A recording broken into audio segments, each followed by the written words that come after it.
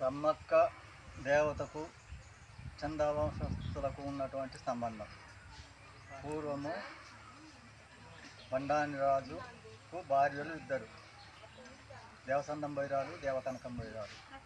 వీళ్ళిద్దరికి పిల్లలు లేని కారణంగా సందం బైరాలు శక్తి పూజ చేసింది, కనకం బైరాలేమో నాగ పూజ చేసింది. వీళ్ళిద్దరు పూజలు ఎప్పుడు దీపావళి రోజు మొదలు పెట్టుకొని పూజలు 15 రోజులు చేశారు.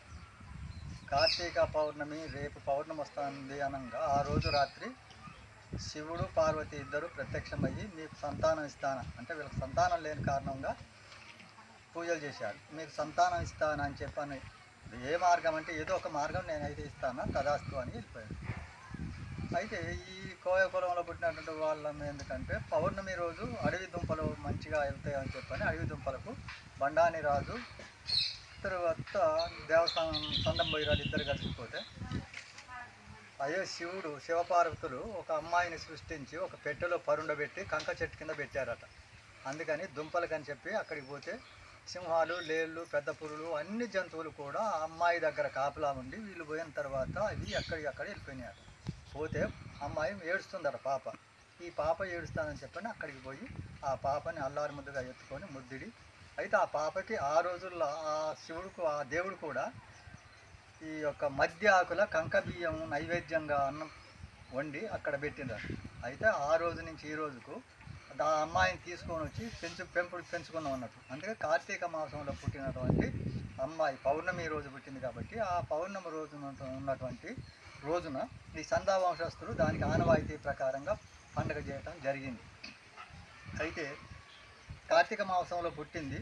తర్వాత శ్రావణ పౌర్ణమి రోజు అన్నం ముట్టించారు. మాఘ పౌర్ణమి రోజు పెళ్ళి అయింది. పెళ్ళి అయితే ఇక్కడ ఏది మేడారం బేకపేట వంశస్థులకును ఈ సంబంధం ఇక్కడ విన్న వీళ్ళు సంద వంశస్థులు కాబట్టి వాళ్ళు అక్కడ మేడారంలో చేసుకుంటున్నారు. ఇక్కడ ఉన్నటువంటి చిరుమల్ల గ్రామంలో ఉన్నటువంటి సంద వంశస్థులు సిరిమలలో చేసుకుంటున్నారు. కాబట్టి ఇక్కడ మాకు సమ్మక్కకును మా సందా వంశస్థులకు మా పుట్టిన ఆడబిడ్డగా పేరు కాంచినందుకు తెచ్చుకొని మేము పెంచుకొని పెద్ద చేసి పగిడిద్ద రాజుకు వివాహం పెళ్లి చేసినాము. ఆ పెళ్లి చేయటం వలన అంటే సమ్మక్క దొరికిన తర్వాత సమ్మక్క చేసుకున్న తర్వాత కనకం దొరసానికి ఏమో నాగలమ్మ పుట్టింది. ఈ సమ్మక్క ఏమో ఈ యొక్క దేవసందం బైరాలు పెంచుకొని ఈ ఇద్దరిని కూడా పెళ్లి ఈడొచ్చిన తర్వాత పగిడిద్ద రాజుకు ఇద్దరి నుంచి కళ్యాణం చేశారు. అప్పటి నుంచి కూడా ఇప్పటి వరకు సమ్మక్కకు చందా వంశస్థులకు ఉన్నటువంటి సంబంధం ఇది. జాతర చేసిన సంవత్సరం అంటే ఆమె పెళ్లి చేసిన సంవత్సరము మేడారంలో ఉండదు. మేడారంలో చేసిన తర్వాత చిరుమల్లలో ఉండదు. వీళ్ళిద్దరు అన్నదమ్ములు ఒకరికి ఒకరు అనుకొని ఒకరు ఒక సంవత్సరం చేసుకుందామని చెప్పి అనుకొని ఆయన అక్కడ చేసుకుంటున్నాడు. మేడారం అంటే బేకపేట నుంచి మేడారం, ఇక్కడ చిరుమలలో ఉన్న సంజా వంశస్థులు సిరిమలలో చేసుకుంటున్నారు. కార్తీక మాసంలో సమ్మక్క పుట్టినటువంటి రోజు కనుక ఈ సమ్మక్క పుట్టినటువంటి రోజు కార్తీక రోజు. తర్వాత నాగలమ్మ కూడా ఈమెకు చెల్లెలుగా కనకం దొరసానికి పుట్టింది.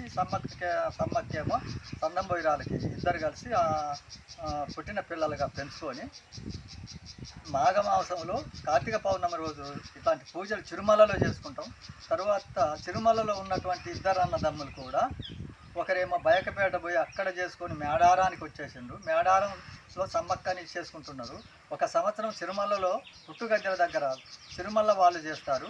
ఒక సంవత్సరం ఏమో బయకపేట వాళ్ళు మేడారంలో చేస్తారు.